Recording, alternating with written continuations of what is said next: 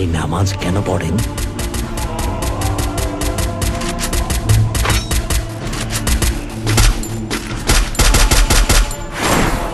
নামাজের মাধ্যমে শুকরিয়া আদায় করি। এর মাধ্যমে আল্লাহ তাআলাকে স্মরণ করি,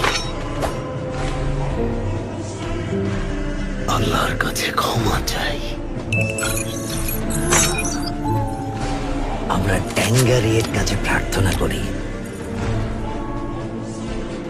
মোহাম্মদের কথা বলুন সাল্লাল্লাহু আলাইহি ওয়াসাল্লাম।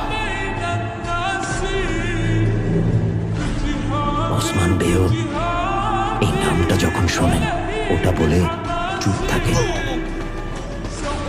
কেন?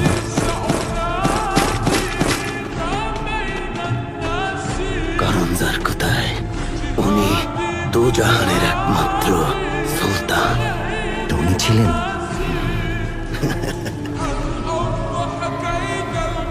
ক্ষুধার্ত থাকতেন, মাঝে মাঝে এক কাপড়ে সেলাই করে পড়তেন, মাঝে মাঝে দুধ আর খুরমা ক্ষুধার জ্বালা মেটাতেন।